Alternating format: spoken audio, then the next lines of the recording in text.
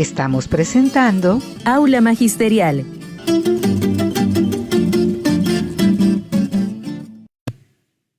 Compañeros y compañeras, muy buenas noches. Recibo a todos un caluroso saludo en esta noche, jueves 13 de noviembre. Como siempre, nos acompaña acompaña nuestro amigo John Jairo Hernández acá en el estudio. Hoy nos acompaña Juan Pablo acá en la mesa de trabajo, pero nos va a acompañar, nos va a hablar desde Bogotá, ¿no? Está en un congreso pedagógico nacional, ¿no? Sí, Juan Pablo. Y bajo la asistencia técnica, como siempre, Harold Faría. Bueno, John Jairo, buenas noches. muy buenas noches, Nelson, compañeras y compañeros, reciban un cordial y fraternal saludo. Bienvenidos a este programa que realizamos jueves a jueves cuyo objetivo es formarlos, informarlos y darles algunas orientaciones generales que transcurren durante la semana y las diferentes situaciones que se pueden presentar. Entonces, bienvenidos, compañeros, muy amables, y los invitamos a que compartan el enlace en los grupos de WhatsApp para que más compañeros se informen, para que más compañeros estén atentos de todas las orientaciones y situaciones que se pueden presentar en cada una de las instituciones educativas. Sí, compañeros, como dice John Jairo, que nos colaboren, pues, pacificando el link, el enlace, para que pues, más compañeros se puedan informar también. Juan Pablo, ¿está conectado? No. Ya se va a conectar. Bueno, vamos a hablar sobre la temática. Tenemos 3 temas importantes, como es los cambios de prestador primario de salud. Tenemos también los criterios, evidencias y sustentación de la evaluación de desempeño.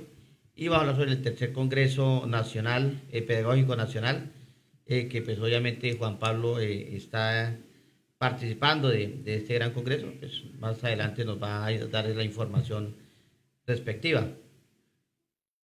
Bueno, empezamos. Juan Pablo ya está en...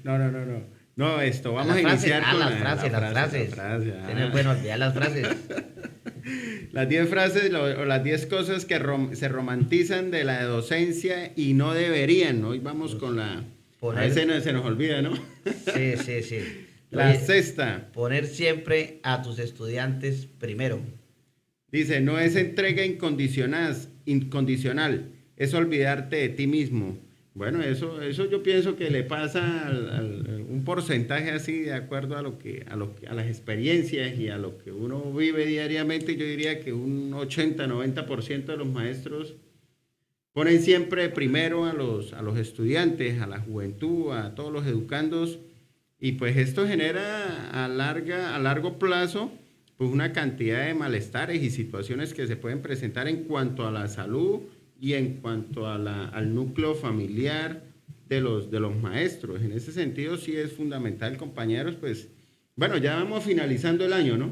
Muchos maestros están ya contentos, están haciendo hasta videitos, TikTok y bueno, y blogger y bueno, una cantidad de situaciones, uno los ve y eso es muy importante. Eso debe ser como una práctica en la que los maestros puedan mostrarle a los estudiantes y hasta con los mismos compañeros socializar cuáles son esas situaciones que a veces los ponen en estrés, a veces los alegran, situaciones con los estudiantes, de comportamiento, de desempeño académico, y todos estos elementos pues van creando una serie de comportamientos tanto en los compañeros como en los estudiantes, y pues lo que uno busca siempre el discurso y en la práctica, que cuando estaba en aula lo mostraba, era pues sacar un espacio dentro de la jornada laboral,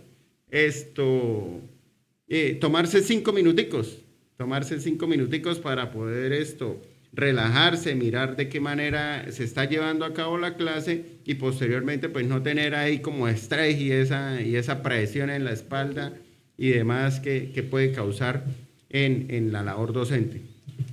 Sí, John Jairo, es compleja la situación, ¿no? Pero yo creo que a los estudiantes, o a la mayoría de los estudiantes, hablemos de los sectores periféricos, hace falta mucho afecto, mano. Muchísimo afecto, y muchas veces, y eso lo he vivenciado, a uno lo ven como una figura paterna, mano. O sea, uno lo ve como una figura paterna, y aunque uno hay que limitar, digamos, estudiante, profesor, en todo caso hay que darles a ellos algo de afecto, o sea, brindarles como esa confianza. Muchas veces le cuentan a ellos sus problemas, muchos de ellos vienen sin desayuno, sin almuerzo, sin cena, Entonces, yo soy uno de los que doy mucho afecto a los estudiantes, les brindo mucha confianza. Eh, pero también me ha generado, digamos, problemas emocionales, porque yo esos problemas me los llevo para la casa. La verdad, yo me despierto 2, 3 de la mañana y me pongo a pensar en el problema del niño que no está almorzando, que llegó sin tareas, por qué, me pongo a ver por qué pasa, que no haya acompañamiento en la casa, bueno, todas esas situaciones. Y por eso es que lo que dice la frase, pues poner siempre los estudiantes primero, ¿no? Sus estudiantes primero. Para mí eso es clave y pues bueno, no sé, John Jairo, ¿usted qué? Hay una frase muy bonita y por ahí se la envía Harold y dice, los colegios exitosos cuidan a sus docentes como si fueran alumnos. Es una frase también muy práctica. Vamos a darle el paso a Juan Pablo para que Juan Pablo ya brinde está. el saludo. Juan Pablo, muy buenas noches. Nelson, ¿me escuchan? Buenas noches, Harold. Sí, Sí, lo un escuchamos, poquito Juan bajo de Pablo. volumen, pero bien. Un saludo para. Voy a mirar a ver si. Ahí me escuchan mejor. Ahí me escuchan mejor. Puede acomodar un poquito mejor el micrófono para escucharlo un poquito mejor. Se escucha, pero muy bajito. A eso. Ahí me escuchan mejor, Juan. Eso, perfecto. Listo. Bueno, un saludo para cada uno de ustedes y sobre todo para los maestros y las maestras que cada jueves nos escuchan. Habíamos pensado no hacer programa hoy, pero hay muchos temas importantes para abordar. Primero, pues voy a hacer una referencia a lo de salud, no sé si ya lo estaban, voy a referirme como a los 3 temas gruesos en una única intervención y les cedo el paso.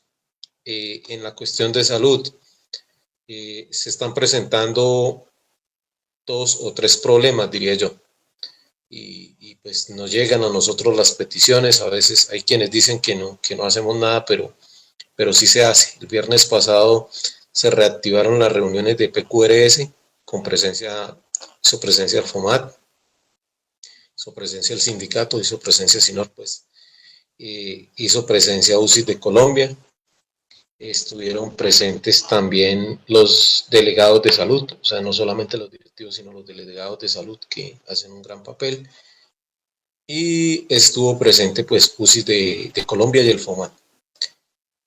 Se hicieron las reclamaciones concernientes a lo de laboratorios, que ha sido una constante, que la gente va a UCI y le dice en la parte de laboratorios que no hay agenda.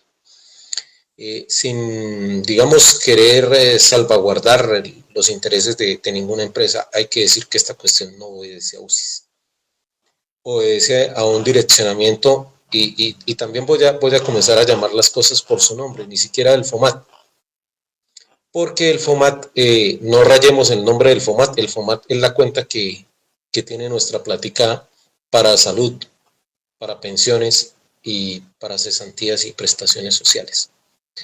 La FIDU previsora, a partir del nuevo contrato, entonces hizo unas revisiones y en el plan ahorre donde andan, a los prestadores les habla de unas frecuencias de uso. Y si ustedes se dan cuenta, muchas veces que nos ordenan un laboratorio, realmente no es un solo laboratorio, sino fácilmente en un examen de laboratorio pueden ir 10, 15 exámenes. Cada uno de esos exámenes es, así se llaman el nombre técnico que voy a dar, CUTS, Códigos Únicos de Procedimientos en Salud. Entonces, le ponen un tope de cuántos laboratorios pueden procesar al día, bueno, no tanto al día, sino al mes y demás, y lo demás se pasa auditoría y demás, y se lo glosan. ¿Qué significa se lo glosan? Pues no se lo pagan a la IPS. Entonces, por eso van asignando, eso ya lo habíamos vivido un poco en la fundación, entonces una especie de plan tortuga. Ya sentamos nuestra voz de protesta. Por supuesto de que esto no basta de una cuestión del departamento, sino es una cuestión nacional, porque eso no solamente es en el norte de Santander y no solamente con los prestadores. Yo estoy en un encuentro y he dialogado con otros dirigentes del país y la cuestión es más o menos la misma. Y también la puse en conocimiento de algunos ejecutivos de FECODE con los que he hablado y decir que eso no está en el acuerdo 03. Cuando reunieron a toda la dirigencia sindical para socializar ese proyecto acá en el Hotel Tequendama, nunca lo mencionaron. Mencionar entonces, paralelo de que ha habido unos cambios en la fiduprevisora, se fue Aldo Cadena de la fiduprevisora, se fue el doctor Escarria, salieron de la fiduprevisora. Entra el doctor Bayona a la vicepresidencia de la fiduprevisora, hubo un cambio, no sé quién quedó a cargo de la parte médica como tal, habrá que averiguarlo, pero ahí hubo unos cambios en la fiduprevisora y que están en un plan ahorro. Y hay que decir que también bajaron el valor de la cápita. Y dirían que si uno defiende que la cápita sea alta, pues los fondos se consumen, pero es que la cápita fue alta el año pasado por tarifa SOAT, después la redujeron y eso pues va a implicar también, eso lo sabemos, lastimosamente en este país la salud es un negocio y se rige por ley de oferta y demanda. Entonces ahí tiene unas implicaciones. Voy hablando de dos temas ahí. Tercer tema de salud.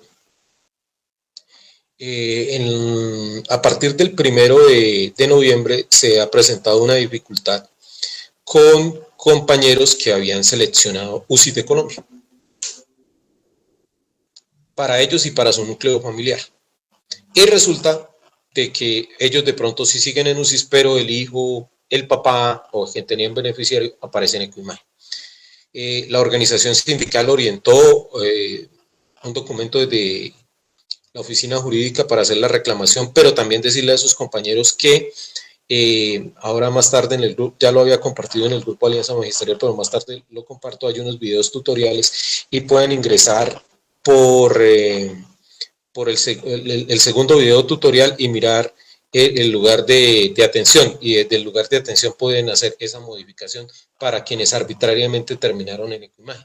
No entendemos, no soy juez ni fiscal general de la nación, y tendrán que ser las autoridades, pero personalmente le he pedido al doctor Elkin Abril, que es el jefe de la fiduprevisora en el norte de Santander, y al doctor Andrés Escarria, que la fiduprevisora da una explicación por qué hubo gente que cuando iba a seleccionar, ya habían seleccionado por ellos, después se hizo la corrección por las exigencias nuestras, y aún así viene con una segunda fase de contarlos hacia una determinada IPS de cápita.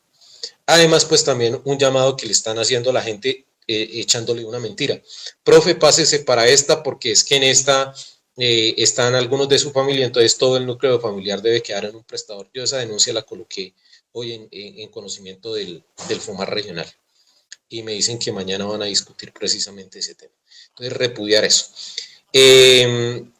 Con el tiempo, digamos, una de las dos empresas de cápita de Cúcuta tiene más usuarios que la otra, entonces en una va a haber como mayores servicios, pero eso no necesariamente significa que sea sostenible así a largo plazo. Habrá que ver qué sucede, ¿no? Porque igual van a seguir afectando las frecuencias de uso. Esas frecuencias de uso de las que hablé no solamente están en laboratorios, sino me sorprendí ayer precisamente porque sabía que estaban en laboratorios, pero también están en la parte de imágenes diagnósticas. Entonces, todo nuestro repudio a esto es una toma de improvisación pues, de este modelo de la fiduprevisora. Uno quisiera que esto realmente se estabilizara, pero es que se estabiliza por un lado, falla el otro, no le pagan a un prestador, vaya del timbo al tambo, entonces el profesor no tiene por qué verse perjudicado ni sus afiliados tienen que verse perjudicados. Ese es el primer tema, ¿sí? Espero de que quede más o menos claro lo que intento proyectar con mi intervención. Segundo elemento, estamos en el tercer congreso pedagógico. Muy interesante, muy importante, de verdad que de lo mejorcito que he podido estar haciendo presencia, me gusta, además es un tema que me encanta. Y varias reflexiones al respecto.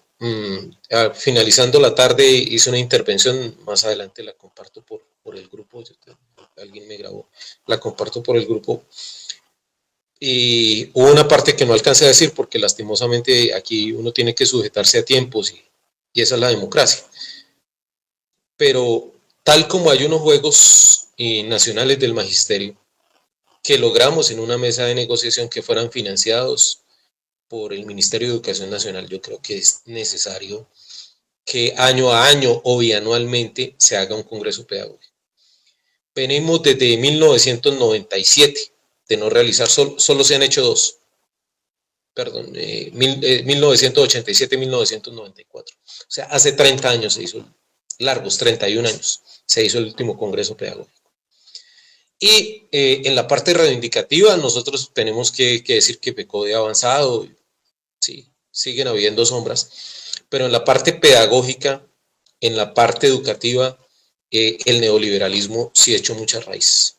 Y resalto esto, el neoliberalismo ha hecho muchas raíces, en muchas cosas. Uno de los, aquí han existido, y yo valoro eso, muchas posturas.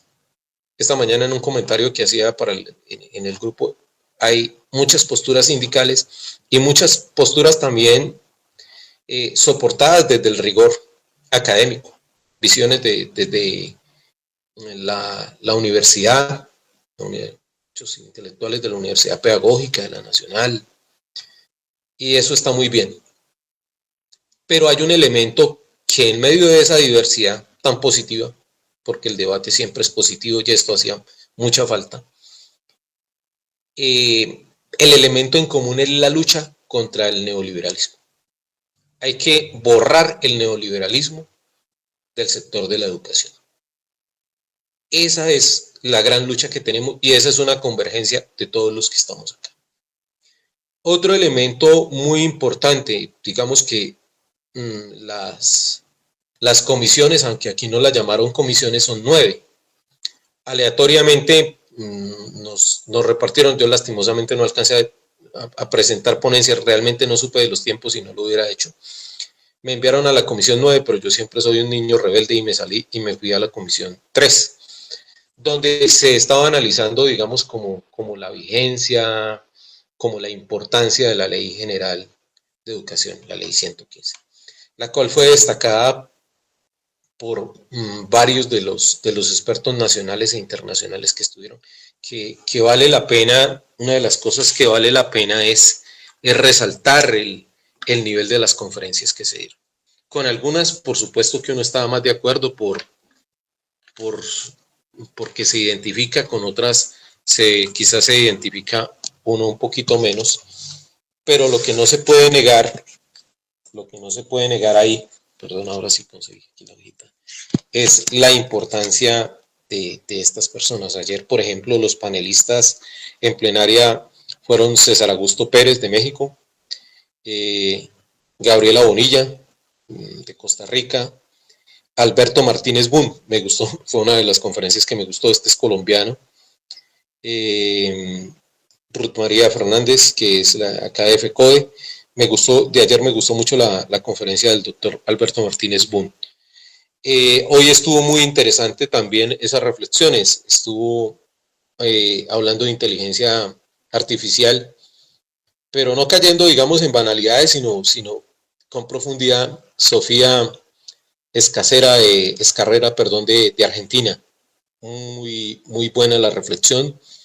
Gonzalo Arcila, de acá de Colombia, también excelente reflexión.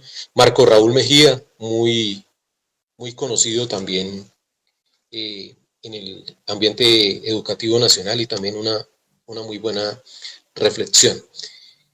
Y bueno, y en las comisiones el debate, repito, he estado en la comisión 3, y yo creo que una de las grandes enseñanzas es que tenemos que respetar la autonomía institucional para que no nos sigan imponiendo contenidos, que mallas curriculares, que DBAs, sino sean los currículos, sean el proceso de la reflexión de cada una de las comunidades, en el marco de lo que estipulaba la Ley General 115, que daba unas áreas generales y otras áreas optativas. Y que retomemos aquello de la construcción del PEI, porque es que se decía ahí que cuando salió el PEI se hizo la más fácil, mandar a hacer el PEI, pero la reflexión debió darse y el debate debió darse y debe seguirse dando al interior de las instituciones educativas. Y esa ley sigue vigente y nos hemos dejado, digamos, avasallar por la contrarreforma educativa, que parte de un elemento económico, pero se convierte en un elemento después de carácter educativo, ideológico, epistemológico, porque ese recorte de las transferencias, nosotros peleamos contra lo económico, pero en lo educativo el neoliberalismo se montó. Y de hecho muchos asumen el lenguaje neoliberal. Entonces hablamos de las competencias, de los estándares, miramos los rankings, enfatizamos las pruebas viéndolas acríticamente. Es más, casi que una de las reflexiones que yo hacía en mi intervención es que la evaluación en los colegios se volvió o se redujo a aplicar un instrumento con metodología, lo que llamamos metodología tipo IFES, con las implicaciones que eso tiene. Entonces, la autonomía escolar es demasiado importante. La libertad de cátedra, entonces, la conclusión, una de las conclusiones, finalizando la tarde de hoy, después de un arduo debate, es que se deben respetar. Tengo amigos con los cuales tengo el más profundo respeto, que son, ellos llaman de pedagogías críticas, de nuevas pedagogías, y tengo un debate con ellos, pero respeto profundamente el trabajo que hacen. Y si lo hacen muy bien en los salones de clase, eso es respetable. Pero a la par de esa exigencia, también yo me clasifico como un maestro de pedagogía tradicional. Y eso no quiere decir que mi ejercicio como maestro tradicional y demás no lleve crítica, porque puedo demostrar con el resultado de mis estudiantes, y no solamente el resultado de las pruebas, porque sería lo de menos, sino los testimonios de ellos, que hay una criticidad. Yo llamé la atención sobre lo que siempre he defendido, la priorización de la epistemia sobre la doxa, la reivindicación del conocimiento, la reivindicación de la ciencia, la reivindicación de la disciplina, no una disciplina de cuartel ni fascista ni como la que están implementando en El Salvador, pero sí una disciplina en los colegios que también permita el desarrollo democrático, la libre opinión de quienes están en las comunidades educativas, incluyendo los estudiantes. Hay que estudiar, hay que darle a los estudiantes la voz, ellos tienen derecho a disentir. Que el rol del maestro no debe quedarse únicamente en mediador, o sea, el maestro tiene que ir, a mi juicio, mucho más allá, y debe, si bien es imposible que tenga todo el conocimiento sobre un área, sí que intente ser lo más avanzado y lo más profundo en el conocimiento que domina. El siguiente elemento, entonces, la libertad de cátedra. En este momento estamos viendo, y esto está ligado casi con el último tema en el cual me voy a hacer alusión en esta intervención. Tenemos, a través de esas evaluaciones de desempeño y el desconocimiento de los compañeros, pero también la aplicación de la política neoliberal, y ahí uno de los miembros de FECO demostraba cómo las competencias, de dónde viene esto, de dónde sale, el rol que ha jugado Empresarios para la Educación, la Fundación Compartir, que suenan bonito. Y yo sé que hay muchos rectores que les encanta lo de la Fundación Compartir, pero eso es neoliberalismo puro y duro. Entonces se sometían a crítica pues esos discursos. Entonces se reivindicaba la libertad de cátedra, que está siendo vulnerada, como decía, en las evaluaciones de desempeño anual, porque entonces alguien, de acuerdo a su metodología, de acuerdo a lo que piense, de acuerdo incluso a su área de formación, porque es que no es lo mismo ser el maestro de educación física, que tiene mucha relevancia. Para mí es muy importante la educación física. Ser el maestro de artes, que también para mí tiene mucha relevancia. Ser el maestro de filosofía, que tiene muchísima relevancia y que la han relegado de los contenidos. Ser el maestro de ciencias naturales. Ser el maestro de ciencias sociales. Ser la maestra de lengua castellana.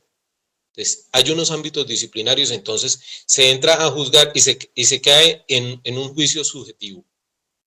Aparte, entonces, pensando de que la evaluación es como para sanción y haciendo a la inversa de lo que se pide que se haga con los muchachos.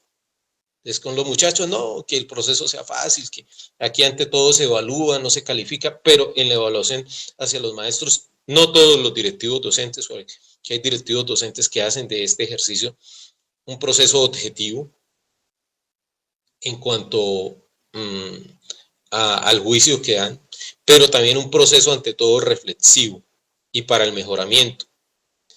Se demostró aquí cómo el ideal, digamos, de lo que planteó Cecilia María Vélez Guay era utilizar esas evaluaciones y Gina Parodi, esas evaluaciones para ir sacando gente del magisterio. Y no resultó así. No sirvió para ese fin, porque los promedios, digamos, de esas evaluaciones suelen ser buenos, pero sin embargo hay lugares donde se sigue utilizando la evaluación de desempeño de carácter punitivo. Y entonces también ahí entra en discusión la libertad de cátedra del maestro. Entonces esos elementos los destaco. Ya digamos que la misma FECODE o sus directivos son conscientes de que no se puede dejar pasar 30 años para hacer otro congreso y que hay que despegar en este sentido. Yo hago una invitación, siempre la he hecho, compañeros, nosotros debemos volver a retomar el estudio. A quienes son dirigentes sindicales, pero también a los que están en las bases. Yo como secretario general de ASINOR me quejo mucho porque a veces sacamos las circulares y los maestros, conociendo las circulares, viéndolas publicadas, ¿qué dice los llaman a uno para preguntar qué dice la circular? O le piden que saque un flyer que la resuma. Somos profesionales de la educación, yo creo que estamos obligados a estudiar, porque aparte de la labor que realizamos en la formación de los estudiantes, también tenemos una responsabilidad ciudadana. Y esa responsabilidad ciudadana se enmarca en una responsabilidad, si se quiere, de formación política. Aunque esa formación política, cuando uno habla de ellas, entonces el sector de la derecha cree que es una formación política militante, y no necesariamente es una formación política militante, porque para eso están los distintos partidos políticos, y en los partidos políticos tienen juventudes, pero sí dar unos principios. Yo recuerdo que en algún momento Carlos Gaviria decía que un estudiante de colegio debía tener unas nociones mínimas de las doctrinas políticas para saber en cuál de ellas se iba a inscribir, si iba a sentir simpatía, y eso hace falta mucho. Entonces eso es lo que tenemos ahí del Congreso Pedagógico. Repito, muy bueno, me han gustado mucho las intervenciones, muy buen ambiente. Sin embargo, pues hay elementos que también le genera a uno críticas. Todavía en estos escenarios de debate, creo que nos falta formación y madurez política. Y John, que estuvo conmigo en escenarios de estos de nivel nacional, o sea, no es posible que en este tipo de escenarios, cuando una persona intervenga y le guste a uno o no le guste, o sobre todo cuando no le gusta su intervención, haya espacios de abucheo, de intento de abucheo. Son mínimas con respecto a otros escenarios que estaban a nivel nacional, pero de todas maneras uno ve que se presentan. Y los debates se ganan con argumentos, no el que más grite ni el que sirve al otro. ¿Sí? Eso yo creo que debe quedar claro. Pero de todas maneras considero que este es un gran escenario, y este escenario y este debate también tiene que irse a las bases del magisterio. Presentaron experiencias significativas, que coincido con alguien del CEID de FECODE que dijo que están en 3 niveles, y estoy de acuerdo, unas básicas, unas en un nivel medio y unas en un nivel alto, pero es el esfuerzo de lo que están haciendo los maestros hoy día para intentar sacar adelante a sus estudiantes en las distintas comunidades. Bueno, y paso brevemente al tercer tema, que es la evaluación de desempeño anual. Muchos compañeros la están haciendo. Yo les invito, porque los tiempos, para no tomarme todo el programa, les invito a revisar el decreto 1278, artículos por el artículo 50 más o menos en adelante. Ahí vienen los fines de la evaluación, y esos fines no son punitivos. Al menos no lo colocaron ahí que son punitivos. En la ideología neoliberal son punitivos, pero ahí no lo colocaron. Les invito a revisar la guía 31. En la guía, pero léanla todas, compañeros, no es a partecitos. ¿Sí? Y lo mismo hay que leerse todo el decreto 1278. Ya hay que leer también un decreto del año 2007 acerca de los procesos de evaluación y las responsabilidades que tiene el Ministerio de Educación ¿Qué tienen las secretarías de educación? ¿Qué tienen las instituciones educativas? El evaluado y el evaluador. Esto arrancaba con un acta de inicio, que en muchas instituciones educativas le hicieron conejo, o sea, no la llenaron. Y en esas actas debió pactarse, ¿sí?, en cada uno de los componentes que tiene esto, la gestión administrativa, la gestión directiva, la gestión comunitaria, la gestión académica, ahí vienen como una especie de indicadores en cada uno de ellos. ¿Cuáles iban a ser las evidencias que el maestro iba a presentar? Entonces, no vayamos a acosar al maestro en última hora como se está haciendo por allá en cierto colegio de mi tierra, vamos a hacerles un video, voy a entrar a la clase a observarla. ¿Sí? Y es que no, la ley 715 me da potestad, y es que a mí de pronto una directriz del Ministerio de Educación me da potestad. Entonces, hay una cosa en derecho que se llama la pirámide de Hans Kelsen, que parte, digamos, desde la Constitución, pero si se quiere vamos a ponerlo un poco más arriba, desde lo supraconstitucional, que es lo que está por encima de la Constitución y se incorpora a la Constitución, que son los tratados internacionales. Ahí hay elementos para nosotros los trabajadores de OIT. Después viene la Constitución Nacional, las leyes estatutarias, que son las de más alto nivel, las leyes orgánicas, las leyes ordinarias, los decretos con fuerza de ley, los decretos normales, las resoluciones. Y en ese sentido, entonces la libertad de cátedra es mucho más alta que una directriz que el Ministerio de Educación, que es una directriz del Ministerio de Educación, que se puede acatar o no necesariamente, ateniéndose si hay como el caso de la libertad de cátedra, algo que está por encima de esa directriz. Entonces yo sí lo llamo la reflexión, compañeros directivos, y hago la reflexión que tenemos, ante todo, ustedes los compañeros directivos, muchos lo hacen, y nosotros los maestros, los dos somos maestros, y los dos somos empleados de las Secretarías de Educación, empleados del Ministerio de Educación Nacional. Que el Ministerio de Educación Nacional y las Secretarías de Educación, en su lenguaje neoliberal, les hayan dicho: ustedes no son maestros, ustedes son administradores de la educación. No es así. Entonces, los invito y las invito a la defensa de la educación pública, a que sigamos reflexionando sobre estos asuntos educativos que de verdad a mí me apasionan. Saludo a la gente que le apasiona, probablemente nos esté viendo Pablo Muñoz, un gran saludo, y muchos maestros que son apasionados por este tema educativo, porque la educación es la única que puede transformar las realidades de nuestros estudiantes, y los estudiantes que tenemos en los colegios públicos suelen ser los más pobres, los hijos de los más pobres de Colombia. Entonces, y este país necesita también salir adelante, y el motor para transformar una sociedad más expedito que conocemos es la educación. Yo dejo ahí, no sé si tengan preguntas, les doy la palabra a ustedes, compañeros, disculpen pero eran 3 temas porque no estoy en cabina, sino estoy en Bogotá. Pablo, ¿no? Excelente el informe, de verdad que uno, bueno, en el tema de salud nos preocupa, aquí hablábamos con Nelson y nos preocupa esa improvisación que lleva más de un año por parte de la fiduprevisora y el FOMAC, cambiando las reglas de juego, cambiando de IPS, cambiando todas las condiciones en las que nos deberían prestar el servicio de salud y realmente decimos, ¿qué debemos hacer?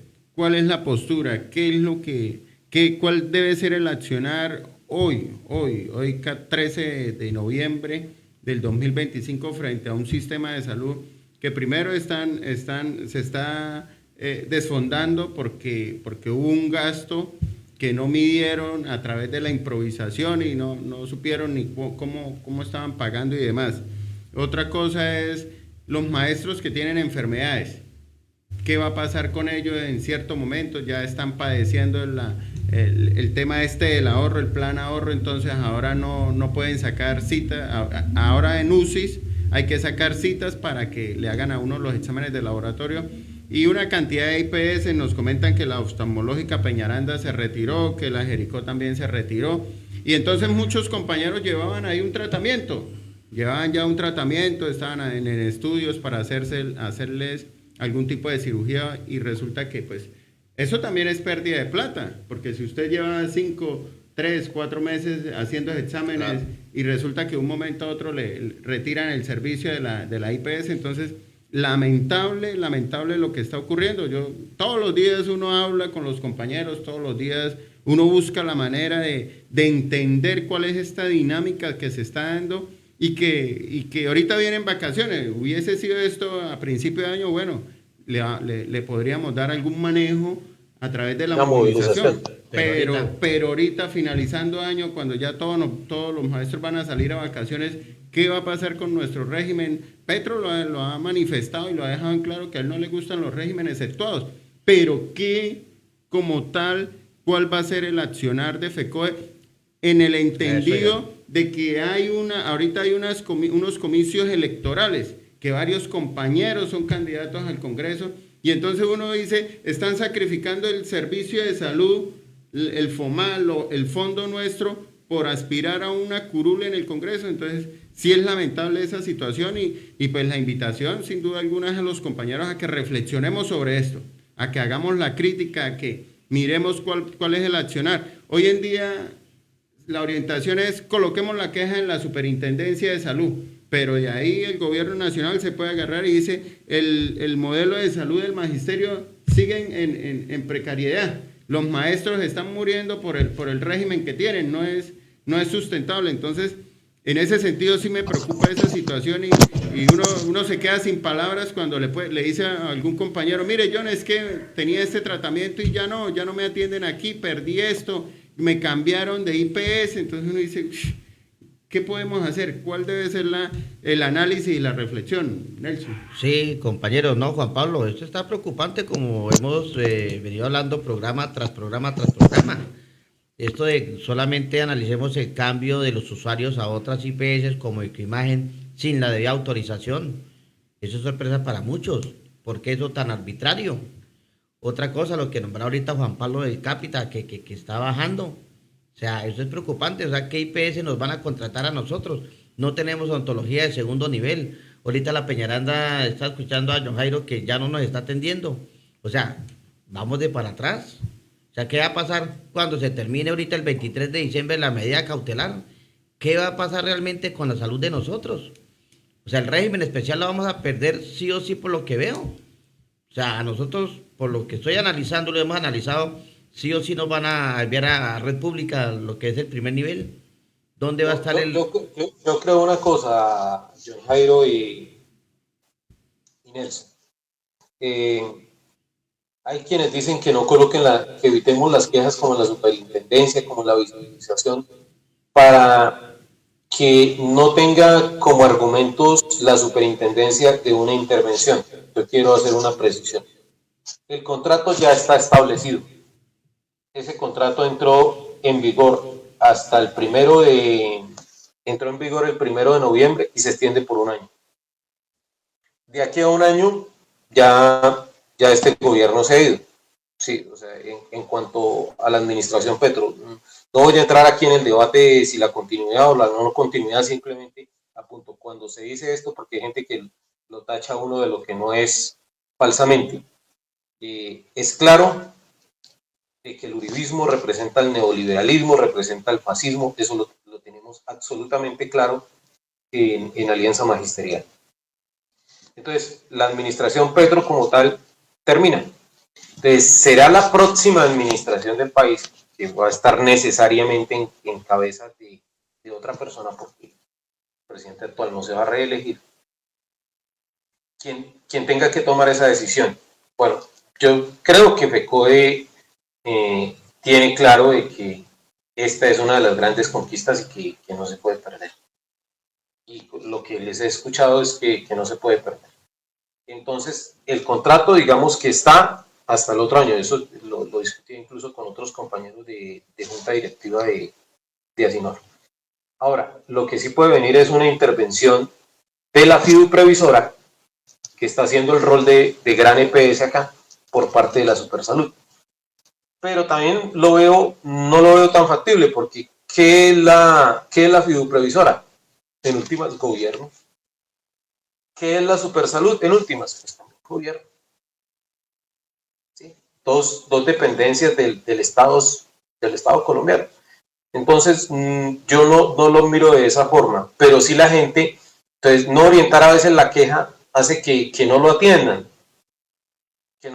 y se queden ahí. Algunos uno va y exige, mire, este compañero le falta esto, le falta lo otro, pero a veces ni siquiera hay que decir que ni siquiera ese mecanismo funciona. O sea, en PQR se comprometieron a que lo que llevemos allá lo llevemos por escrito.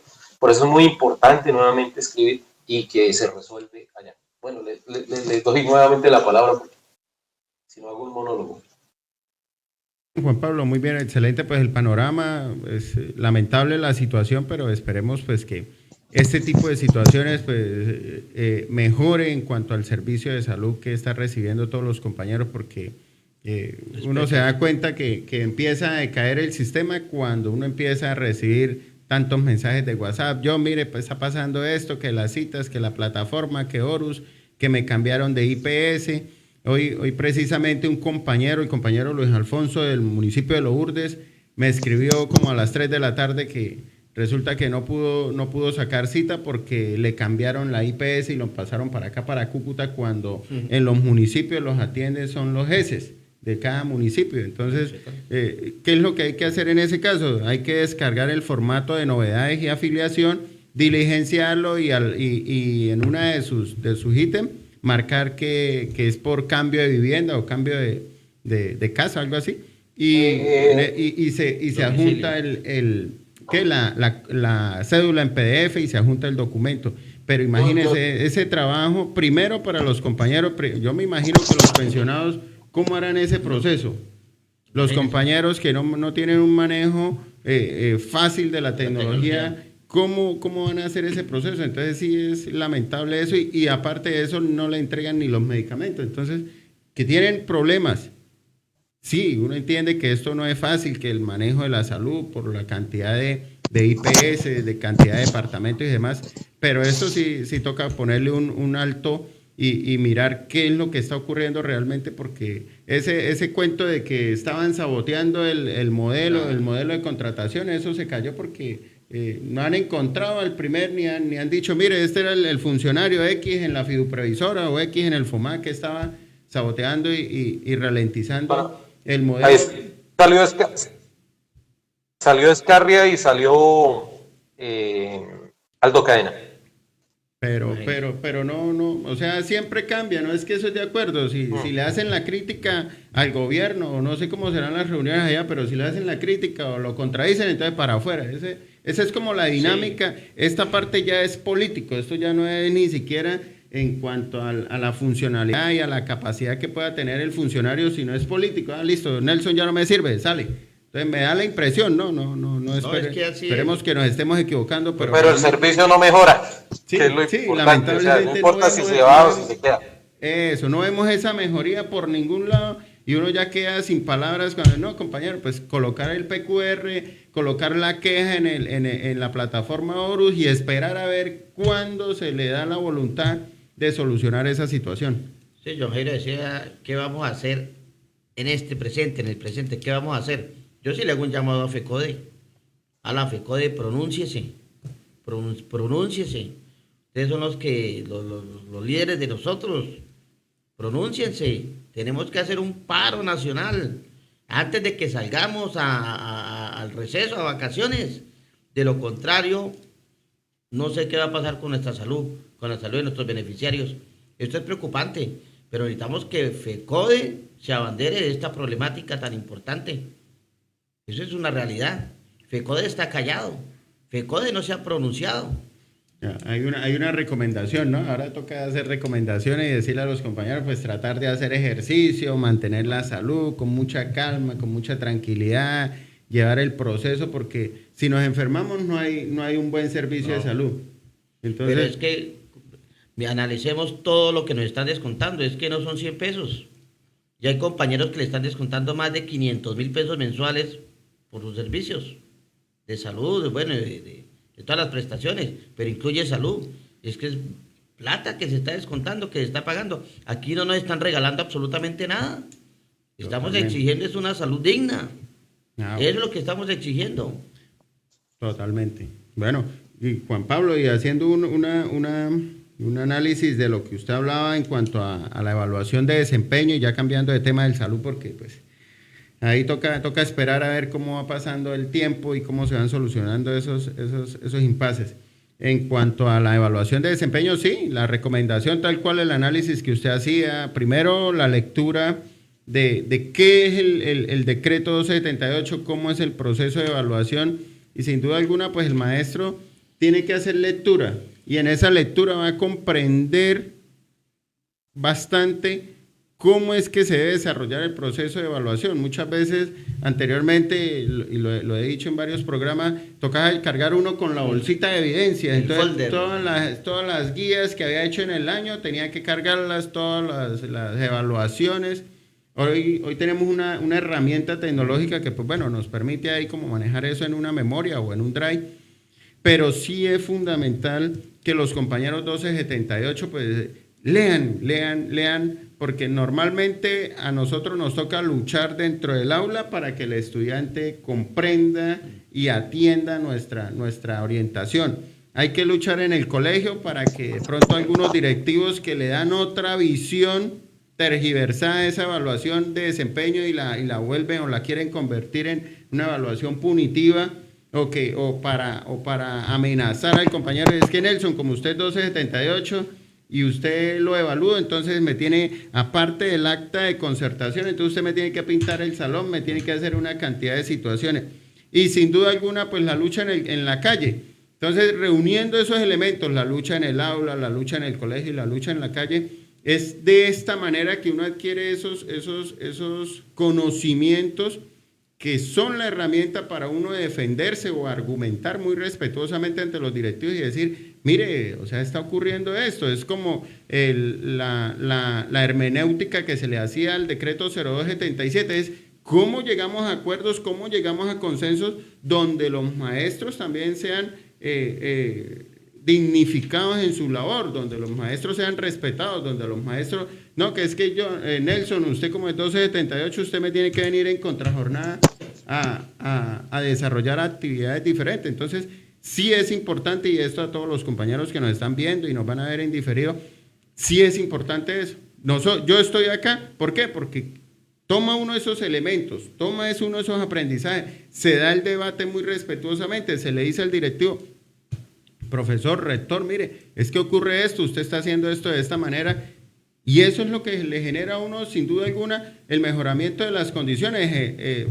Que ayer estaba en una institución educativa que le fue muy bien en el IFES, pero los profesores estaban tranquilitos, los profesores no tenían el acoso del rector, los profesores no tenían el acoso del coordinador, los profesores plantean ellos sus evaluaciones, y una institución educativa aquí en Atalaya que le fue muy bien, hablo del Colegio Pablo Neruda, y yo digo, uy, vea pues, o sea, qué contraste cuando uno va a una institución, X institución y del mismo contexto, y resulta que uno dice, encuentra aquí a los profesores sugestionados, es que usted tiene que hacer evaluaciones, es que los niños no pueden perder, es que esto, es que lo otro, ¿y dónde están las evaluaciones? ¿Dónde están?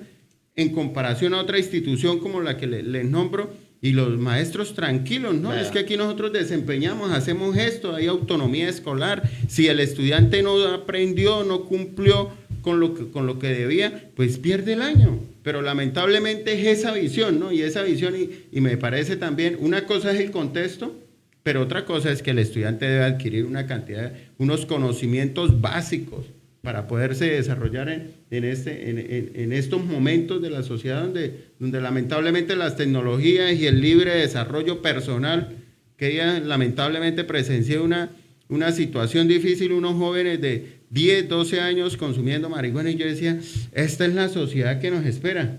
O sea, ¿Y qué pasa en el colegio? Pues claro, fácilmente ese muchacho que consume marihuana y los que consumen marihuana pues no están con gente que pueda representar valores y en última pues esos son los que amenazan a los maestros. Entonces sí es difícil esta situación, sí es prudente que los compañeros leamos la norma, leamos cuáles son nuestros derechos, cuáles son nuestros deberes en cada una de las instituciones educativas. Sí, John Jairo, mire lo importante que es el ambiente laboral, ¿no? Sí. Por ejemplo, lo que usted hablaba de Pablo Neruda, que los docentes allá ya tranquilos, calmados y que les fue muy bien en las pruebas. O sea, no tienen, digamos, o no hay persecución de directivos, ni mucho menos. O sea, el buen ambiente laboral, eso conlleva eso. Totalmente. No son perseguidos. Yo les doy un consejo a los compañeros del 78, tomen evidencia de absolutamente todo. Ustedes, todos hacemos lo que tenemos que hacer.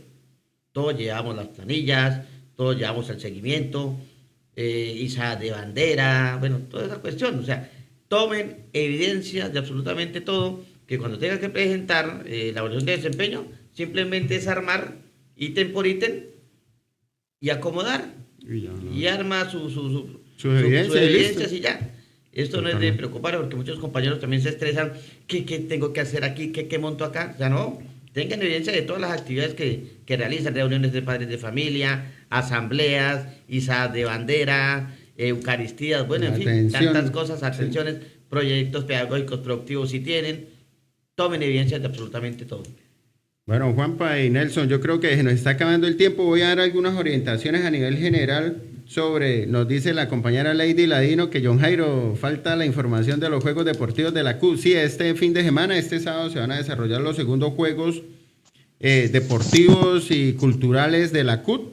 Será en Villa Silvania, la entrada es a las 9 de la mañana, los que se inscribieron. Sí, lamentablemente, pues yo compartí por ahí el flyer para que se registraran los compañeros. Igualmente, recordarles a los compañeros, a los 1278 que están... ya está disponible el proceso para compra de PIN, para poder ascender o reubicarse. Entonces, que tengan mucha claridad sobre eso. Nosotros tenemos un grupito de WhatsApp donde compartimos la información. Y otro elemento es que también creo que todavía están vigentes las fechas para solicitud de traslado. Entonces, esos son tiempos y procedimientos que se están desarrollando y que debemos estar atentos para poder ¿qué? Para que no perdamos la oportunidad. Por ejemplo, en el concurso de ascenso o reubicación, si usted no está pendiente, si usted no radica, si usted no hace el proceso de inscripción como corresponde, pues se queda sin la posibilidad de presentar el concurso. Entonces, sí es importante, compañero. Y sin duda alguna, pues la fiesta del docente sindical, esa que se va a desarrollar en Villa Silvania. Nelson, coméntenos. Sí, el próximo 22 de noviembre, ¿no? Sábado 22 de noviembre. La entrada va a ser creo que 9 de la mañana hasta las 6 de la tarde.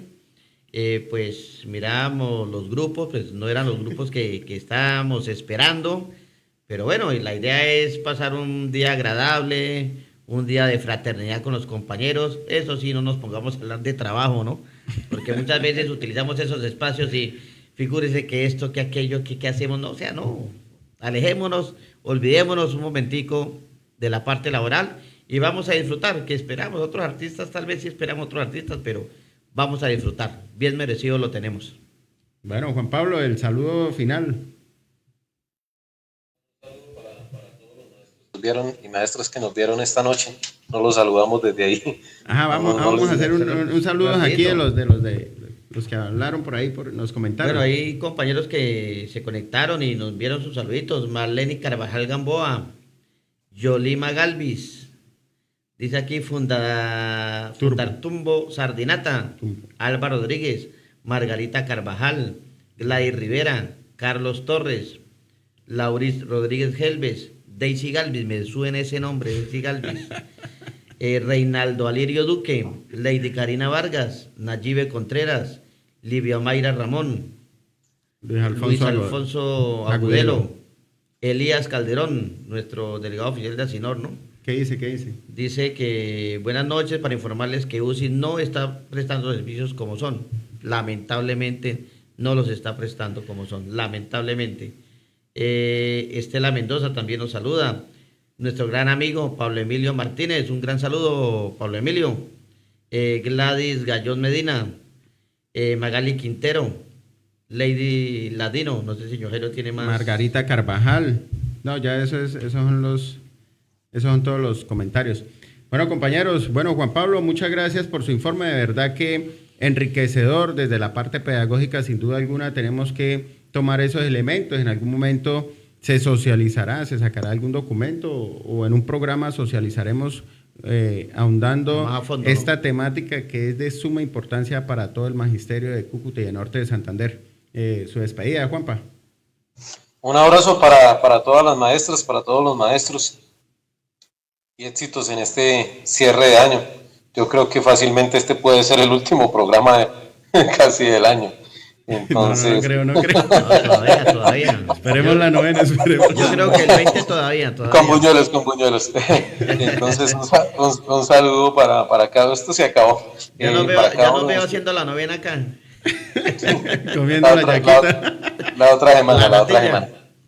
Bueno, un abrazo, pues sí, para todos los que nos escuchan. Ayúdenos a difundir el programa. Hay mucha gente que lo ve en diferido. Ayúdenos a difundirlo en los grupos de WhatsApp de sus colegios. Es importante que nos vean. No tanto por el seguimiento a quienes lo dirigimos, sino de los contenidos que se abordan. Bueno, compañeros, compañeras, de verdad, gracias a todos aquellos que se conectaron, que nos saludaron, que nos enviaron los mensajes.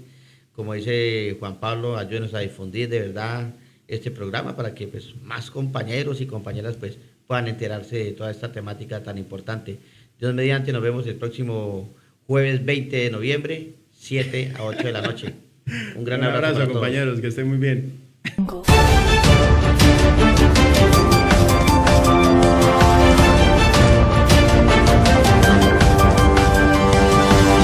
Audio Jungle.